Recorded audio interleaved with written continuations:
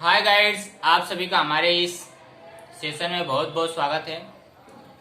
आप सभी हमारे थंबनेल्स को ही देख के बहुत अच्छी तरीके से पहचान लिए होंगे कि आज मैं किस टॉपिक पे आप सभी के बीच में उपस्थित हूँ और किस टॉपिक में आप सभी से बातें करने वाला हूँ। तो हमारे थंबनेल्स को देखकर आप सभी बहुत ही उत्सुक होंगे कि वीडियो में क्या बताया जाएगा, क्या सारी चीजें हैं, किस तरीके से हमें फॉलो करना चाहिए, ये सारी चीजें हमें किस तरीके से आगे हमें आने वाले टाइम में किस तरीके से हम इसको यूज कर पाते हैं। तो बता दूं दोस्तों, आज मैं बात करने वाला हूं कि जो इस टाइम पे इतनी अच्छी मुकाम आपको इतनी अच्छी अचीव मिली है, इस चीज को पाने के लिए आप एकदम अपने आप को न्यौछावर कर दीजिए, ताकि उससे जो आपका जो रिजल्ट हो सभी लोग देख के अचंभो हो जाए। क्या ऐसी चीज है, क्या चीज है कि जो हम बिना परिश्रम किए हमें मिलने वाला है।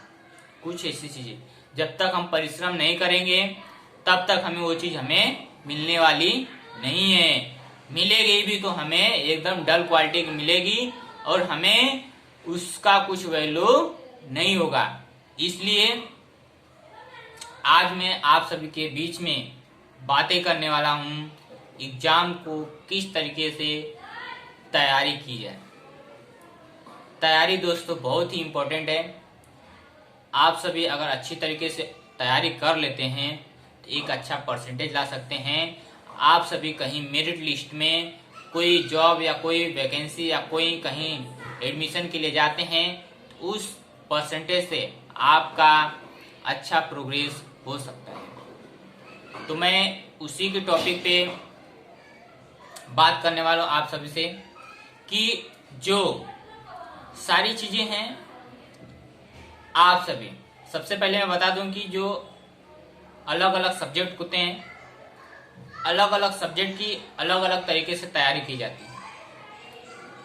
उसी तैयारी को मैं लेके आप सभी के अपने क्लासेस के माध्यम से आप सभी के बीच में जो मैं दूसरों को बताता हूँ अपने क्लास के स्टूडेंट को, वैसे ही मैं आप सभी को सारे अपने YouTube चैनल के फैमिली मेंबर को भी बता रहा हूँ। और जो नए लोग हैं उनके लिए भी सजेस्ट है कि इस सजेस्ट को अगर फॉलो कर सकते हैं तो 99% रिजल्ट अच्छा ला सकते हैं।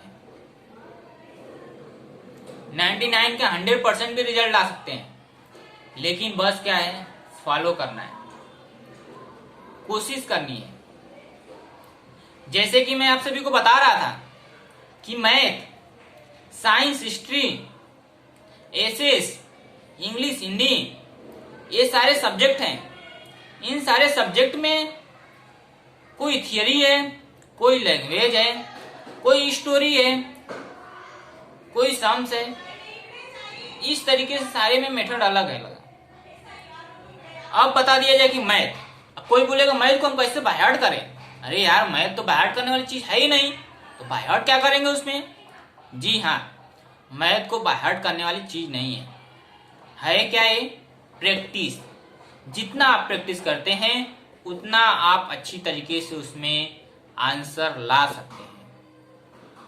क्या होता है दोस्तों, लोग उसको बाय हार्ट करते हैं, सम सॉल्व करते हैं, ए के बाद 2, 2 के बाद 3, उसके बाद प्लस, इधर माइनस, इधर 4, ऐसे लोग बाय हार्ट करते हैं।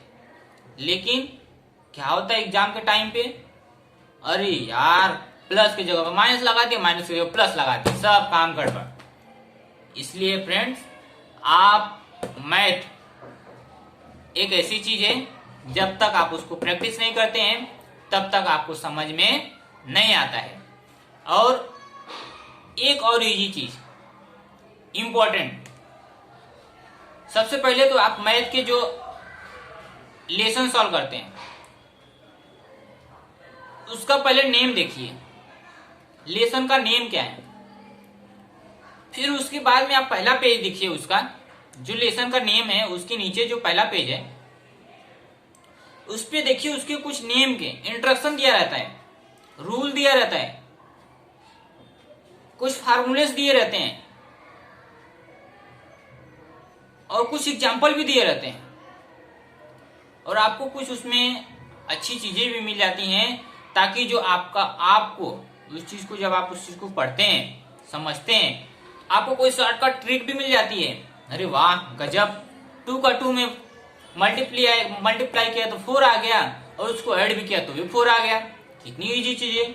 मतलब ये क्या है, शॉर्टकट तरीका है। मतलब मल्टीप्लीकेशन करने से अच्छा हम ऐड कर दे, 2 का 2 4।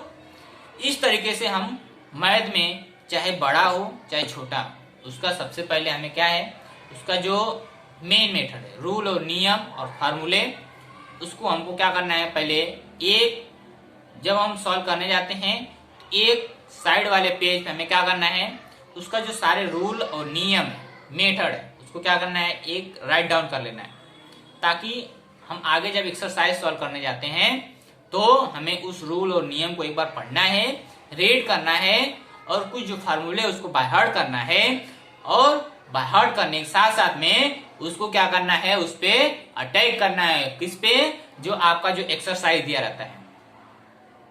जब आप एक बार अटैक करना शुरू कर लेते हैं तो रूल और नियम ऑटोमेटिक क्या होता है, माइंड में फिट हो जाता है। क्यों? क्योंकि हम उसी और रूल और नियम को, फार्मूले को बार बार यूज करते हैं, तो हमें क्या होता है, वो भूलने वाला चीज नहीं होती है। इसको बोलते हैं प्रैक्टिस।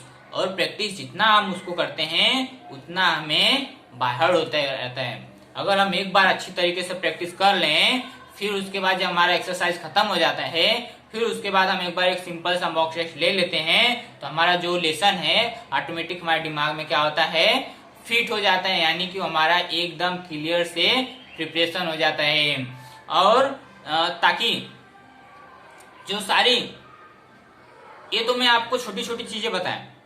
अभी मैथ में क्या है कि जो बड़े बड़े क्वेश्चन होते हैं उसका क्या होता है कि इनका कंडीशन उनके साथ, उनका कंडीशन इनके साथ, ये भी सारे सिस्टम उसमें लागू हो जाते हैं। लेकिन जब उसके नियम जो होते हैं, उस नियम के साथ में जब चलते हैं, तो क्या होता है कि ऑटोमेटिक जब उसको पढ़ते हैं, रीड करते हैं, उस नियम के साथ में नियम को जोड़ते जाते हैं, तो ऑटोमेटिक हमारा क्या होता है, आंसर आ जाता है। तो इस तरीके से, तो उसमें और भी मैं क्या बता रहा था कि जो सबसे इजी पॉइंट, इंपॉर्टेंट पॉइंट, कि मैथ किस तरीके से हम उसकी तैयारी करें एग्जाम में अच्छे मार्क्स लाने हैं। तो सबसे पहले तो बताऊं कि जो उसमें का आपका जो इजी क्वेश्चन है, इजी चैप्टर है, सबसे पहले आप उसको सॉल्व कीजिए। सॉल्व करने का मतलब जो आपका छोटा छोटा जो क्वेश्चन है उसको सॉल्व कर लीजिए जितना, और जो फार्मूले है उसको एक साइड में राइट डाउन कर लीजिए एक कोरे पेपर में।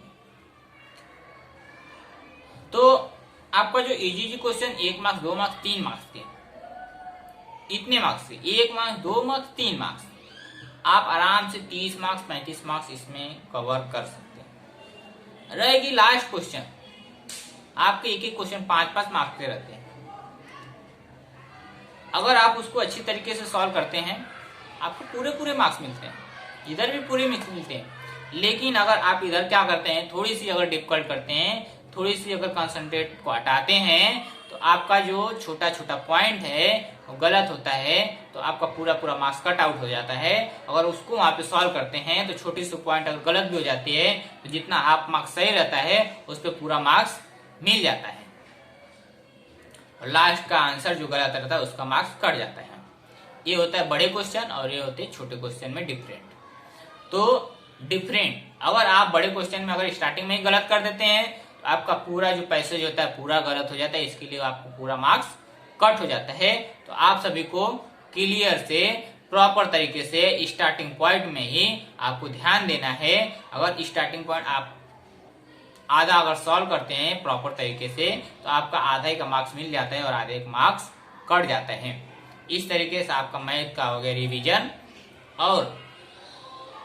और भी जी टॉपिक जानना है तो जो आपके जो लेसन्स हैं उसके लेसन्स के नेम लिखिए, उसकी मीनिंग समझिए। जैसे ट्रिग्नोमेट्री, ठीक है, समुच्चय और भी जो सारी चीजें हैं, इसकी जो परिभाषा है, डिफिनेशन है, इसको समझ लीजिए। समुच्चय क्या होता है, ट्रिग्नोमेट्री क्या होती है, इसके जो मीनिंग है इसको समझिए, आधे प्रॉब्लम ऑटोमेटिक सॉल्व हो जाते हैं। ठीक है, और इसके जो नेम और जो इसके रूल और नियम है उसको एक पेज पे लिख लीजिए और आप अपने पॉकेट में रख लीजिए, ताकि जब भी आपको टाइम मिलता है तब आपको निकालिए और रीड कीजिए। आप जब उसको बार बार देखेंगे तो आपका क्या होगा, पूरा अच्छी तरीके से प्रिपरेशन हो जाता है। अब आ गया आपका इंग्लिश, हिंदी, मराठी। ये क्या है, आपके लैंग्वेज है। लैंग्वेज में ज्यादा कुछ हार्ड नहीं रहता है, इजी रहता है। क्या रहता है, पैसेज रहते हैं सब, पैसे से ढूंढना है लिखना है, पैसे से ढूंढना है लिखना है। ये तो हम पहले दूसरी में तो हम क ख ग पढ़ते हैं, लेकिन यहाँ पे हमारा 5वीं 6वीं से पैसेज आ जाता है, उसमें से क्या करते हैं, ढूंढते हैं लिखते हैं, ढूंढते हैं लिखते हैं। हाँ, ये चीज एक छोटी सी बात है कि आप जब लेसन पढ़ते हैं लैंग्वेज में तो आप उसके क्या ऐड करेंगे, लेखक के नेम, लेसन और उनके जो डेट ऑफ बर्थ होते हैं वो, और क्या उनसे उनके द्वारा हमें शिक्षाएं मिली, लेसन से क्या हमें सीख मिली, उन सारी चीजों को हमें क्या करना है, बायहर्ट करना है। बायहर्ट नहीं होता है तो उसको भी क्या करना है, एक कोरे पेपर पे लिखिए और उसको पॉकेट में रख लेना है। पॉकेट में रखने का मतलब उसको सजा के नहीं रखना है। जब आप कहीं उसके जरिए कहीं जाते हैं घूमने फिरने तो आपको कहीं टाइम मिलता है तो उसको निकालिए और उसको रीड कीजिए, ताकि आपको जब कहीं टाइम ना मिलता हो, बाहर ना होता है, तो आप उस चीज को बार बार देखते हैं तो आपके माइंड में ऑटोमेटिक समझ में आ जाता है। यानी कि कहने का मतलब ये है कि किसी चीज को हम बार बार करते रहते हैं तो हमें वो चीज ऑटोमेटिक हमारे माइंड में क्या होता है, सेटअप हो जाता है, तो हमें उस पर ज्यादा ध्यान देना नहीं पड़ता है। तो इस तरीके से हमारा हो गया लैंग्वेज का जो थियोरिटिकल है।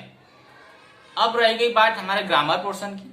ग्रामर पोर्शन तो हम पहले से ही पढ़ते आ रहे हैं, सिर्फ उसका देखना है वर्तमान काल का भूतकाल, भूतकाल का भविष्यकाल, प्रेजेंट टेंस का पास्ट टेंस, पास्ट टेंस का फ्यूचर टेंस, यानी कि सब सेम एक ही है। यानी कि जो हिंदी में पढ़े थे उसी को हमें इंग्लिश में पढ़ना है और जो इंग्लिश में पढ़े थे उसी को हमें मराठी में पढ़ना है। इजी है, सिर्फ थोड़ा सा आपको उसमें ध्यान देना है। और ध्यान देने का मतलब कि आप अगर एग्जाम के 2 दिन पहले भी इसका रिवीजन करते हैं तो आप सभी का ऑटोमेटिक एक अच्छी तरीके से एक तैयारी हो जाएगी। कहने का मतलब यही है कि आपको अगर ज्यादा टाइम नहीं मिलता है, सिर्फ एक क्या करना है, आपको एक लिस्टिंग करनी है। लिस्टिंग करने का मतलब कि एक आपको चार्ट बनाना है, चार्ट बनाकर आपको अपने साथ में लेके चलना है। जब आपको टाइम मिलता है तब उसको निकालिए और रीड कीजिए। कहीं पे भी न्यूज पेपर जैसे कहीं पे भी हम पढ़ते हैं उसी तरीके से आपको उन सारी चीजों को ध्यान न देते हुए जो चीज हम अपने पास रखे हैं उसको हम रीड करेंगे, ताकि वो हमारे बार बार नजर में आएगा और हमारा चीज क्या होगा, ऑटोमेटिक वो प्रिपरेशन हो जाएगा। इस तरीके से अब रह गई आपकी क्या, हिस्ट्री और साइंस, यानी कि एसएस और साइंस। सब में यही करना है। साइंस में भी क्या केमिकल वगैरह है, H2O है। अब जैसे H2O है, पानी है। अब किसको क्या पता है पानी फार्मूला का, जो पढ़ता रहेगा उसी को तो इसलिए जो साइंस है उसमें क्या करना है कि जैसे पानी का सूत्र क्या होता है, H2O। यानी कि अब किसी को पता है कि ये सारी चीजें H2O है। अब H2O है मतलब क्या है, अब आपको पता ही नहीं, आप एक बार लिख के रख लीजिए, कोरे पेपर पे क्या करेंगे, लिख के रख लीजिए। फिर आप जब एक बार देखेंगे, 2 बार देखेंगे, यार ये H2 है क्या, H2O है क्या, लेकिन जब आप उसको बार बार देखेंगे तब आपके एक दिन दिमाग में आएगा, यार H2O का पूरी मीनिंग तो हमें पता होनी चाहिए। या तो आप गूगल पे ढूंढेंगे, या तो आप किसी से पूछेंगे, या तो आप आपके बुक में देखेंगे।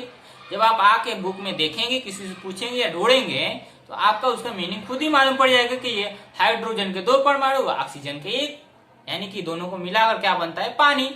इजी है। तो इस तरीके से आप उसका सोल्यूशन निकालिए, उसको देखिए और रीड कीजिए, ताकि आप सभी के जो आंसर है आप सभी को बायहर्ट भी हो जाए और आप सभी को सोल्यूशन भी मिल जाए, आप सभी को कोई दिक्कत भी ना है, और इस तरीके से आप सभी के डाउट भी क्लियर हो जाएंगे। तो ये हो गई आपकी तैयारी। कैसे कि आप सभी को एक सिंपल तरीके से जो भी सब्जेक्ट का हमें प्रिपरेशन करना है उसका एक लिस्टिंग करनी है, और लिस्टिंग करके हमें उसको साथ में लेके चलनी है। जब हमें टाइम मिलता है तब हमें क्या करना है, उसको लेके चलना है। टाइम नहीं मिलता है तो उसको क्या करना है, देखना है और पढ़ना है रोज रोज। किसी दिन साइंस का तो किसी दिन हिंदी का, किसी दिन हिस्ट्री का। इस तरीके से हमें रोज रोज पढ़ना है, डेली डेली, ताकि हमें वो चीज बार बार हमारे माइंड में आए और हमें उसे अच्छी तरीके से प्रिपरेशन कर सके। ऐसे 12th वाले भी हैं। 12th में आर्ट साइंस कॉमर्स है। कॉमर्स में भी बहुत सारे चीज क्या है, सब थियरी क्वेश्चन। ऐसे उसमें भी यही सेम प्रोसेस क्या है कि आप जो पॉइंट पढ़ते हैं उसकी मीनिंग समझिए। पहले लेसन पढ़िए, लेसन पढ़ लिए, लेसन के नाम याद कर लिए और उसमें क्या सारे मुद्दे बताए गए हैं, कैसे बिजनेस का, बुक कीपिंग, इको, फिर उसके बाद मैथ जो है तो वो अलग वो प्रैक्टिस की चीज है, बाकी और भी चीजें जो हैं, ठीक है। तो उसमें क्या करना है, आप जो मेन पॉइंट है मिलती है उसको क्या करना है, नीचे लाइन अंडरलाइन करना है, ठीक है। बाद में जब कोई मिलता है तो उससे क्या करना है, उसका कंक्लूजन, जो उसका सॉल्यूशन होता है उसका मीनिंग पूछना है और आपको उस पर प्रिपरेशन करना है। तो प्रिपरेशन करके अच्छी तरीके से उसको पूरे पेपर पे तैयार करना है, तैयार करके अपने जेब में रख लेना है और उसको बार बार उसको रिपीट करना है, ताकि आप सभी को वो चीजें भी बाहर हो जाए। ऐसे साइंस वाले के लिए सेम है, सारे मुद्दे, मेथड सेम, और आपको वही चीज करना है, बार बार तैयारी, बार बार रिपीट, बार बार देखना है, ताकि आप सभी के जो सिस्टम है, रूल है, नियम है, ताकि आप सभी, सिर्फ मैथ एक ऐसी चीज है कि आप सभी जितना उसको प्रैक्टिस करेंगे उतना आपके माइंड में ऑटोमेटिक क्या होगा, एब्जॉर्ब होने लगेगा और आप सभी उसकी तैयारी भी अच्छी तरीके से कर सकते हैं। आगे अगर आपके पास टाइम, शेड्यूल, एक अच्छी सी पढ़ने की नियम, टाइम टेबल बना लेते हैं तो आप सभी उसके माध्यम से भी एक अच्छा अचीवमेंट कर सकते हैं। जैसे अगर मैं बता दूं कि अगर आप सभी अवेलेबल हो सकते हैं तो 3 बजे के बाद मॉर्निंग सेशन में अगर उठते हैं तो मॉर्निंग सेशन 3 बजे के बाद 6 बजे तक अच्छी तरीके से रीड करें, स्लो। तो क्या होता है कि ऑटोमेटिक क्या होती है, वो माइंड में सेटअप हो जाता है और उस पर हमें ज्यादा कंसंट्रेट होने की जरूरत नहीं है। अगर हमें डिफिकल्ट लगता है, डाउट लगता है, जब हम उसको पढ़ते हैं हमारे माइंड में दिन भर वही चलता है, कोई डाउट आती है तो हमें क्या करना है, उसको शाम के टाइम पे फिर आते हैं, शाम के टाइम में 6 से 8 बजे के बीच में उसको एक बार देखना है, 2 बार देखना है, तीसरी बार 1-2 बार रिपीट कर लेना है। ऑटोमेटिक क्या होता है, उसका मीनिंग हमें समझ में आ जाता है और वो हमें क्या होता है, अच्छी तरीके से बाहर हो जाती है। इस तरीके से हमारा जो टाइम टेबल है, शेड्यूल बनाना है।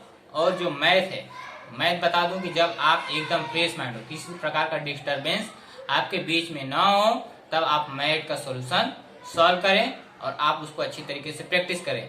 और बाकी सब्जेक्ट का है जो काम, सुबह में और इवनिंग में आप इसको रेगुलर बेस पे कीजिए। अच्छी तरीके से आपका प्रिपरेशन है एकदम ओके तरीके से सेट हो जाएगी। और इसमें और भी सारे आप सभी को किसी भी सब्जेक्ट से डाउट हो, डिफिकल्ट आए, प्रॉब्लम हो, आप सभी मुझसे शेयर कर सकते हैं, हमारे कमेंट बॉक्स में बता सकते हैं। फ्रेंड्स, आप सभी से एक छोटी सी रिक्वेस्ट करूंगा कि आप हमारे चैनल पे नए हो, हमारे चैनल को सब्सक्राइब, लाइक, शेयर जरूर कीजिए, ताकि आगे आने वाले और कंडीशन के बारे में मैं बता सकूं, आगे आने वाले एग्जाम के बारे में मैं आप सभी को और सजेस्ट कर सकता हूं। जो भी आपको सोल्यूशन हो आप सभी हमारे कमेंट बॉक्स में बताइए, ताकि मैं आप सभी के साथ में हमेशा बना रहूं और आगे भी बना रहूंगा। इस तरीके से जब तक आप हमसे कोई सोल्यूशन नहीं करेंगे, जब तक कोई आप हमसे प्रॉब्लम शेयर नहीं करेंगे, तब तक मैं उसका आंसर नहीं दे सकता हूं। तो आप सभी अपना प्रॉब्लम हमसे शेयर कीजिए और मैं उसका आंसर देने के लिए 24 घंटा आप सभी के लिए अवेलेबल हूं। तो दोस्तों, आप एग्जाम की अच्छी तरीके से तैयारी कीजिए और अपने जो परसेंटेज है अच्छा बनाइए और जो अचीवमेंट है उसको अच्छी कीजिए और आगे आने वाले टाइम में आप सभी को इसके द्वारा बहुत ही अच्छी चीज़ें मिल सकती हैं और आप अपने फैमिली मेंबर में, अपने परिवार में सबका नाम रोशन कर सकते हैं। तो फ्रेंड्स, फिर से आप सभी को बोलूँगा हमारे चैनल को लाइक सब्सक्राइब नए हों तो जरूर कर दीजिएगा, अपने दोस्तों के साथ शेयर भी कर दीजिएगा ताकि आने वाले अगले इंफॉर्मेशन के लिए आप सभी तक 100% मिल सके और आप सभी उसके ज़्यादा से ज़्यादा फायदे ले सकते हैं। Thank you, best of luck.